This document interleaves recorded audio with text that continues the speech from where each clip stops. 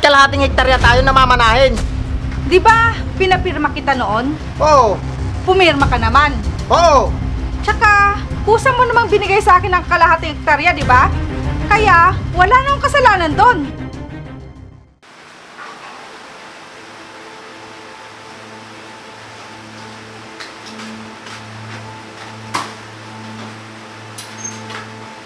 Christian?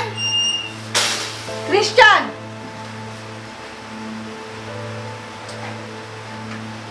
O ma, nandito ka na pala. Parang ang init ng ulo nyo ah.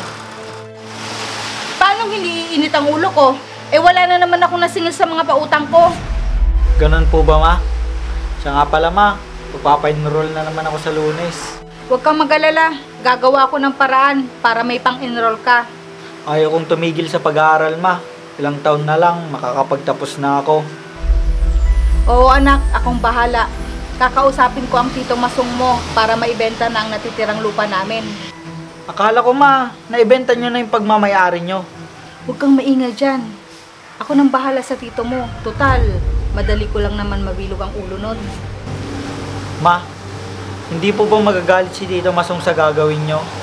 Kasi ilang hektarya na yung naibenta nyo. Kaya nga, bibilugin ko ulit ang ulo ng tito mo, di ba? Hindi po ba kayo nakokonsensya sa ginagawa nyo kay Tito? Anak, iba na ang panahon ngayon.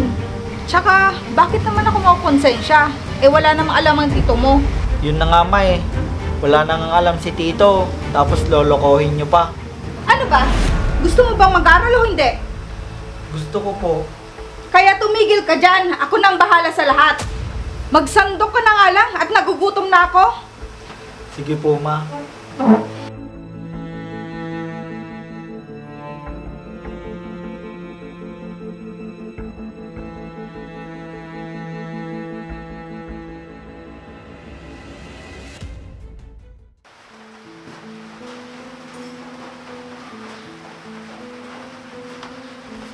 Tay, kain na po tayo. Tapusin ko lang to anak. Tay, may sasabihin po sana ako sa inyo. Ano yun anak? Ano kaya, Tay, kung tumigil muna ako sa pag-aaral? Ano? Kasi nakikita ko po na nahihirapan na kayo sa pagpapaaral sa akin. Anak, hanggat kaya ko pa, huwag kang tumigil sa pag-aaral. Maghahanap muna po ako ng trabaho para makatulong dito sa gastusin sa bahay. Anak, mag-aaral ka muna para makahanap ka ng magandang trabaho. Pero Tay, gusto ko po kayong tulungan. Wala nang pero-pero, basta mag-aaral ka muna. Huwag kang mag-alala, malakas pa ako. Salamat po, Tay. Sige po, sunod na po kayo. Kakain na po tayo. Sige, susunod na ako, tatapusin ko lang to.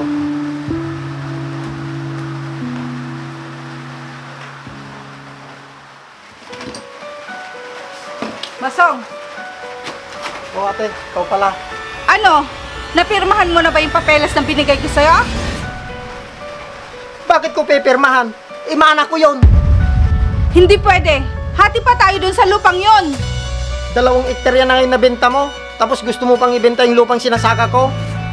Ano naman ngayon? Eh kailangan ko ng pera eh. Kahit kailangan mo ng pera, hindi ko ibibigay sa yung lupang sinasaka ko. Bakit? Wala na ba akong karapatan sa lupang sinasaka mo? Wala na ate.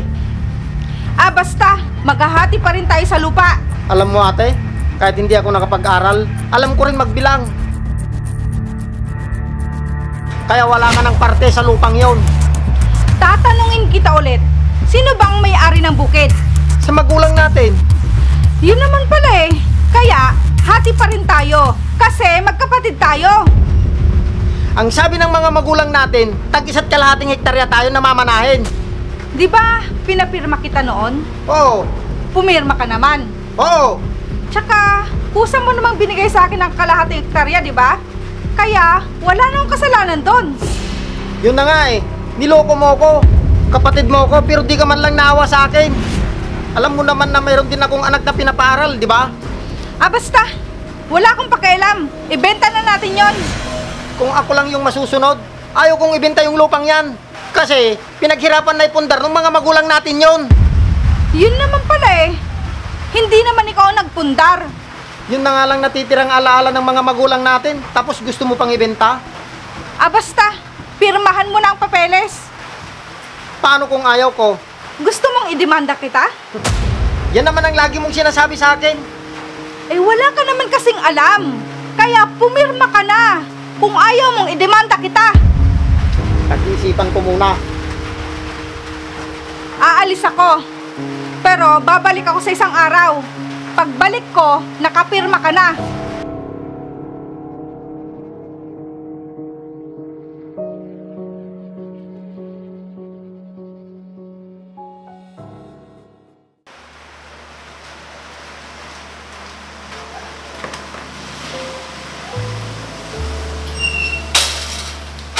Ang lakas ng ulan. O ma, kumusta po pala yung pagpunta nyo kila Tito Masong? Nagmamatigas ang tito mo. Ayaw niyang pumirma. Huwag nyo na kasing ibenta yung bukid, ma. Kawawa naman sila. Akong panganay, kaya mas may karapatan ako doon. Bahala kayo, ma. Basta, babalik ulit ako sa susunod na araw sa kanila.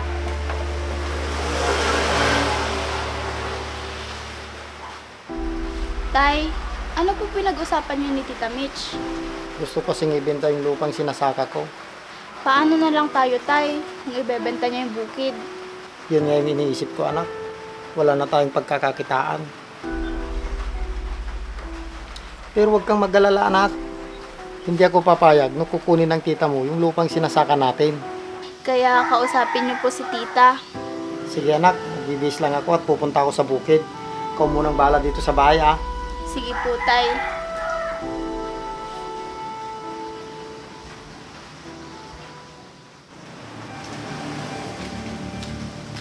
Masong? Masong! Kayo po pala, Tita. Nasaan yung tatay mo?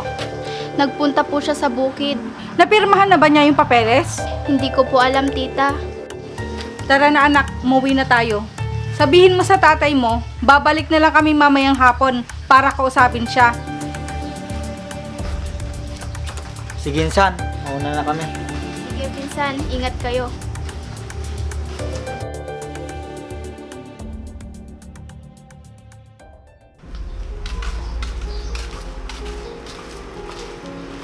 Ma, Oh, bakit? kailangan pa talaga nating ibenta yung lupa ni Tito Masong?